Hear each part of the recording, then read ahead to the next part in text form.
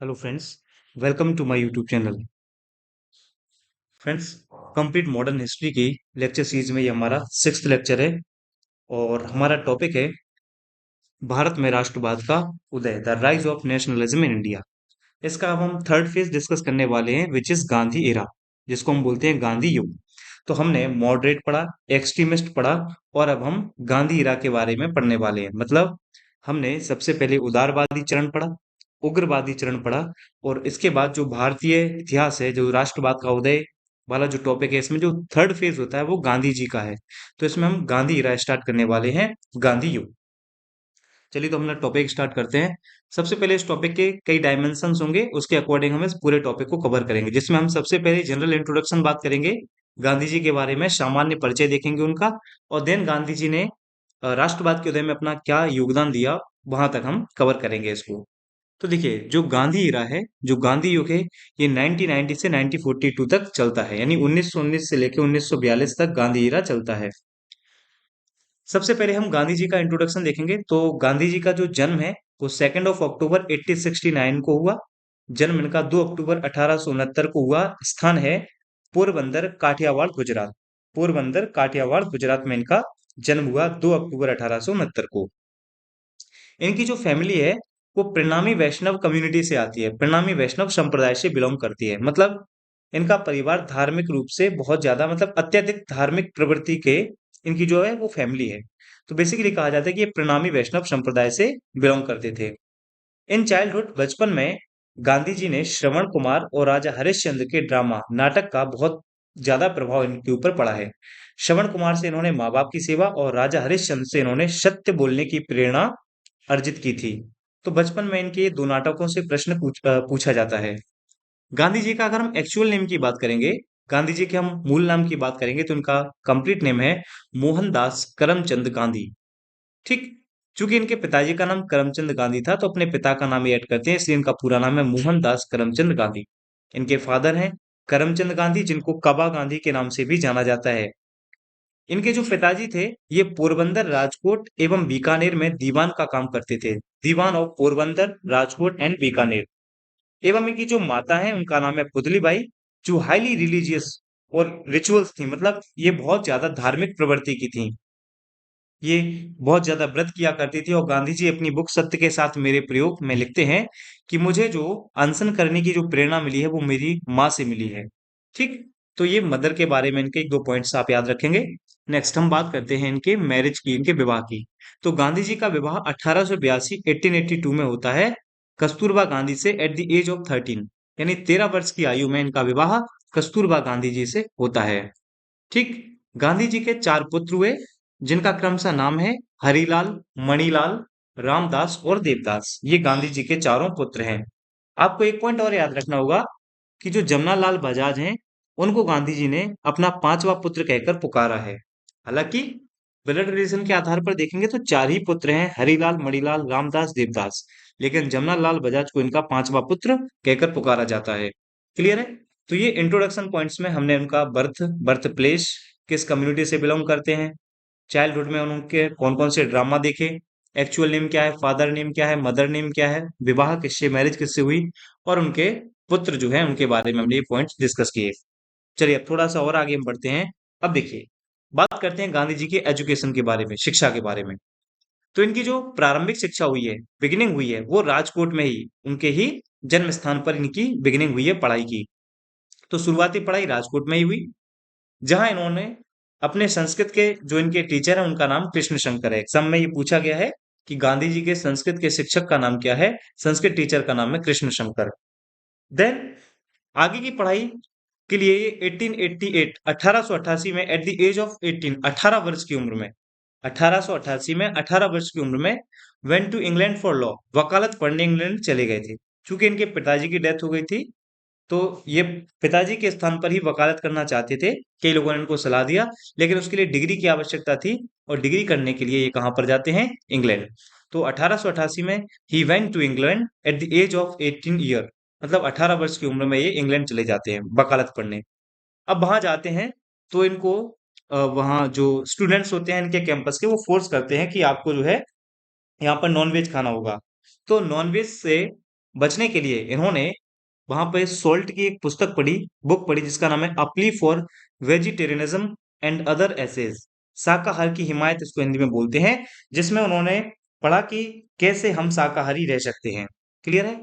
इसके अलावा गांधी जी ने और भी बुक पढ़ी हैं, जैसे एडविन अर्नोल्ड की ट्रांसलेटेड गीता पढ़ी है। इसके अलावा अन्य किताबें जो गांधी जी ने अपने जीवन में पढ़ी हैं, that is the key of theosophy, जो कि मैडम ब्लावात्स्की की बुक है, उसको पढ़ा है। Why I become a theosophist, Annie Besant की बुक इन्होंने पढ़ी है। History of the Indian mutiny of 1857-58, मतलब 1857 की जो क्रांति हुई थी, जो बुक है की एंड मेल्सन की, उसको इन्होंने पढ़ा है। The kingdom of God is with in you, Tolstoy की ये बुक है, जिसका गुजराती ट्रांसलेशन है बैकुंठ तेरे हृदय में, ये भी गांधी जी ने पढ़ा है। और unto the last, John Ruskin की बुक है अनटू द लास्ट, इससे गांधी जी ने सर्वोदय का सिद्धांत लिया। तो ये जो है, ये गांधी जी की कुछ फेमस बुक हैं जो गांधी जी ने रीड की हैं इंग्लैंड में रहने के दौरान। क्लियर है? चलिए, अब हम आगे बात करते हैं। अब 1891 में गांधी जी रिटर्न होते हैं लंदन से अब वापस लौटते हैं, क्योंकि वकालत की पढ़ाई जो इनकी थी, बैरिस्टर की जो पढ़ाई थी, वो कंप्लीट हो चुकी थी। और अब ये गांधी जी रिटर्न होते हैं इंडिया। जब ये रिटर्न होते हैं इंडिया, तो बंबई में सबसे पहले ये मामी बाई का केस लड़ते हैं। लेकिन कहते हैं कि जो इनकी बुक है सत्य के साथ मेरे प्रयोग, उसमें ये लिखते हैं कि मामी बाई का जब इन्होंने केस लड़ा, तो जैसे ही जज साहब आते हैं, तो जज साहब के सामने बोलने में भी ये असमर्थ हुए वापस। मतलब यह है कि पढ़ने के आने के बाद भी, क्योंकि गांधी जी बहुत शाय पर्सन थे, बहुत ज्यादा शर्मीले प्रवृत्ति के थे, बहुत ज्यादा झिझक थी इनके अंदर, और ये अपनी हर बात को लिखने के माध्यम से कहते थे, चाहे अपने पिताजी से कुछ कहना हो तब भी लिख कर दिया करते थे। तो ऐसा कुछ गांधी जी का आप कह सकते हैं पर्सनैलिटी थी। क्लियर है? चलिए, तो इंडिया में इनकी वकालत इतनी अच्छी नहीं चली, तो अब इनका समय इनके फेवर में आता है। और 1893 में ही went to South Africa to fight the case of Gujarati businessman Dada Abdulla. देखिए, एक गुजराती व्यापारी थे दादा अब्दुल्ला, जो कि साउथ अफ्रीका में रहा करते थे। उनका मुकदमा लड़ने के लिए गांधी जी को बुलाया जाता है। अब गांधी जी यहां से जाएंगे साउथ अफ्रीका, और अब ये 1893 में साउथ अफ्रीका जाएंगे और वहां से रिटर्न होंगे परमानेंट 1915 में। इसके बीच में एक दो बार ये गांधी जी इंडिया आएंगे, लेकिन परमानेंट रिटर्न होंगे 1915 में। तो देखिए, अब गांधी जी का यहां से राइज शुरू होगा। अब गांधी जी का जो कद है, वो अब बढ़ेगा भारतीय राष्ट्रवाद में। अब देखिए, जब गांधी जी पहुंचते हैं, तो डरबन बंदरगाह पर ये लैंड करते हैं, उतरते हैं। अब डरबन से इनको जाना था प्रिटोरिया तक, जहां पर कौन है, दादा अब्दुल्ला। तो डरबन से प्रिटोरिया जाने के बीच के दौरान इनको एक स्टेशन मिलता है पीटर मैरिट्सबर्ग। तो होता क्या है, गांधी जी फर्स्ट क्लास की श्रेणी में ट्रेवल कर रहे थे, और अफ्रीका में या जहां जहां ब्रिटिश का रूल था, वो कहते हैं कि जो काले लोग होते हैं वो फर्स्ट क्लास में ट्रेवल नहीं करेंगे। इसी वजह से गांधी जी को पीटर मैरिट्सबर्ग स्टेशन से 7 जून 1893, ये डेट याद रखेंगे, 7 ऑफ जून 1893, महात्मा गांधी जी को, Mahatma Gandhi was forcibly devoted at the railway station, इस मैरिट्सबर्ग पर महात्मा गांधी को जबरन यहाँ पर उतारा गया। तो देखिए, मैंने यहाँ पर लिखा है उतारा गया है, लेकिन वास्तविकता ये कि गांधी जी को इसी स्टेशन पर फेंक दिया गया था टीसी के द्वारा। ठीक है?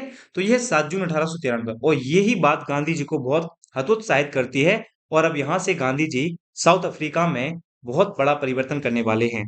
क्लियर है? तो आप याद रखेंगे, डरबन से प्रिटोरिया जाना था, पीटर मैरिट्सबर्ग स्टेशन पर गांधी जी को 7 जून 1893 को टीटी द्वारा फेंक दिया गया पीटर मैरिट्सबर्ग स्टेशन पर। क्लियर है? चलिए, अब गांधी जी साउथ अफ्रीका पहुंचे, तो हमें देखना है गांधी से इन साउथ अफ्रीका, गांधी जी का जो अफ्रीका प्रवास था उसमें क्या क्या हुआ।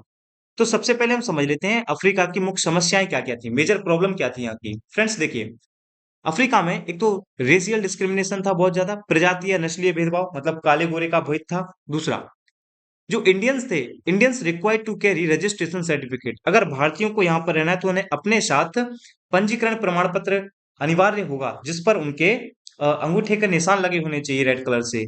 तो एक तो ये प्रोविजन। दूसरा, जो भारतीय श्रमिक थे, उन पर 3 पाउंड का कर लगा होता था वहां पर, 3 pound tax on Indian workers.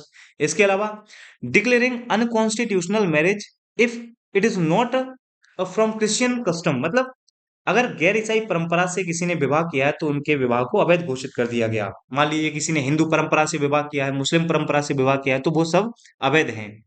केवल कौन सा वैध हो जाएगा विवाह? जो ईसाई परंपरा से हुआ होगा। तो ये सारी समस्याएं थी साउथ अफ्रीका में।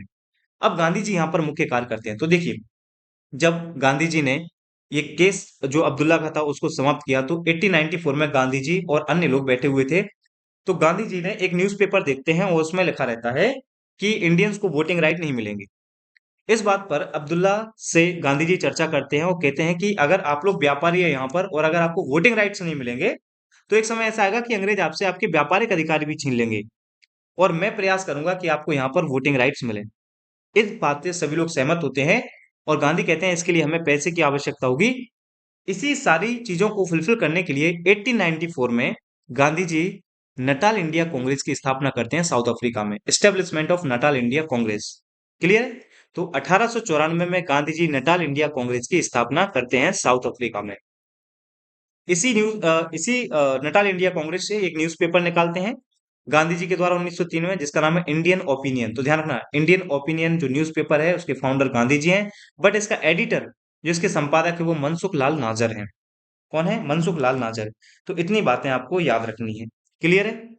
तो अब गांधी जी साउथ अफ्रीका पहुंच चुके हैं। अब गांधी जी ने अपना वहां पर कार्य करना प्रारंभ कर दिए। चलिए अब हम आगे बढ़ते हैं। अब यहाँ पे ही गांधी जी ने वहां पर एक मद्रासी गिरमिटिया, गिरमिटिया का मतलब होता है जो इंडिया से लोग बाग वहां पर गए मजदूर हैं जो वहां पर, उनको गिरमिटिया कहा जाता था। तो साउथ अफ्रीका में जो भारतीय मजदूर होते थे उनको गिरमिटिया कहते हैं। उन्हीं में एक मद्रासी गिरमिटिया था जिसका नाम है बाला सुंदरम। तो गांधी जी ने बाला सुंदरम को स्वतंत्र करा दिया था और ये बात पूरी तरह से अफ्रीका में फैलती है और गांधी जी का कद अब धीरे धीरे यहाँ पर बढ़ना शुरू हो। क्लियर है? चलिए 1896 में अगेन अब ये रिटर्न होते हैं, पहली बार परिवार को भारत लेने आए। जब ये अपने परिवार को भारत लेने आए 1896 में, तो ये तीन लोगों से मिले। तीन लोग हैं, फिरोज शाह मेहता, बाल गंगाधर तिलक और गोपाल कृष्ण गोखले। और इन तीनों के बारे में गांधी जी का स्टेटमेंट क्या है वो समझते हैं। गांधी जी कहते हैं कि फिरोज शाह मेहता है हिमालय की तरह, जिन पर चढ़ना बहुत कठिन है, इज लाइक द हिमालय। कहते हैं बाल गंगाधर तिलक समुद्र की तरह है, जिनमें बहुत ज्यादा लहरें आती हैं। और गोपाल कृष्ण गोखले गंगा की तरह हैं। गंगा में हर वो शक्ति है कि वो कितनी भी गंदगी हो, उसको पवित्र करने की अपने अंदर सामर्थ्य रखती है। और इसी आधार पर गांधी जी अपना पॉलिटिकल गुरु बनाते हैं गोपाल कृष्ण गोखले को। पॉलिटिकल टीचर कौन है गांधी जी के? गोपाल कृष्ण गोखले। चलिए अब समझिए। उसके बाद गांधी जी 1897 में इंडिया से वापस जाते हैं अफ्रीका और 1899 में हो जाता है बुअर बैटल, बुअर युद्ध शुरू हो जाता है। बुअर युद्ध, बुअर एक ट्राइब है अफ्रीका की, तो बुअर और ब्रिटिशर्स के बीच में ये युद्ध चलता है जिसमें गांधी जी ब्रिटिशर्स को इंडियन एम्बुलेंस कॉर्प्स यानी एम्बुलेंस सहायता प्रदान करते हैं, जिसमें घायलों को अस्पतालों में ले जाकर उनको प्राथमिक उपचार देने का कार्य करते थे। इसी क्रम में गांधी जी को इसी बुअर युद्ध से खुश होकर 1914-15 में अंग्रेजों द्वारा गांधी जी को केसरे हिंद का टाइटल दिया गया, केसरे हिंद की उपाधि दी गई। ये पॉइंट भी आपको याद रखना होगा कि गांधी जी को जो केसरी हिंद की उपाधि मिली है वो फर्स्ट वर्ल्ड वॉर के चलते नहीं मिली है, वो मिली है बुअर युद्ध में अंग्रेजों का सपोर्ट करने के लिए। क्लियर है? अब 1901 1901 में अगेन ये भारत लौटते हैं, पुनः भारत आए और इस बार जब ये भारत आते हैं तो पहली बार कांग्रेस का जो कलकत्ता सेशन है उसमें गांधी जी पार्टिसिपेट करते हैं। Participated in Calcutta session of Congress. और ध्यान रखना, इस कलकत्ता सेशन की उस समय अध्यक्षता कर रहे थे दिनसा वाचा। तो यहां से भी एग्जाम में प्रश्न पूछा जाता है। अगेन 1904 में जब गांधी जी रिटर्न हो जाते हैं अगेन, तो 1904 में डरबन में गांधी जी फिनिक्स आश्रम की स्थापना करते हैं। एस्टेब्लिशमेंट ऑफ फिनिक्स आश्रम इन डरबन। डरबन आप समझते हैं साउथ अफ्रीका में ही है डरबन। तो डरबन में फिनिक्स आश्रम की स्थापना करते हैं। याद रखिएगा, गांधी जी का यह प्रथम आश्रम माना जाता है। ध्यान रखना, गांधी जी का इंडिया में प्रथम आश्रम अलग होगा, लेकिन गांधी जी का केवल सिंपल ये प्रश्न पूछा जाए कि फर्स्ट आश्रम कौन सा है, तो हमारा आंसर होगा फिनिक्स आश्रम, which is established in 1904 in Durban, जो डरबन में 1904 में स्थापित किया गया। उसके बाद ये बंद हो गया था, लेकिन इसको फरवरी 2000 में रीओपन कर दिया गया, पुनः इसको खोल दिया गया फरवरी 2000 से। इसके बाद 1906 में जो ट्रांसवाल गवर्नमेंट है वो एक एशियाटिक लॉ अमेंडमेंट लेके आती है, जिसको रोकने के लिए गांधी जी कहाँ जाते हैं? इंग्लैंड।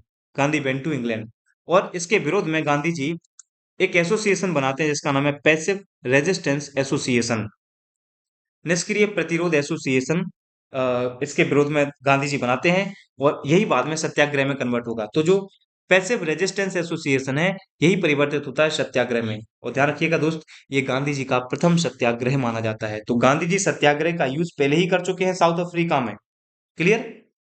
अब 1909 में composing a book title Hind Swaraj. जब अब गांधी जी लंदन चले गए थे, तो लंदन से जब दक्षिण अफ्रीका लौट रहे हैं, तो लौटने के दौरान उन्होंने हिंद स्वराज नामक पुस्तक लिखी।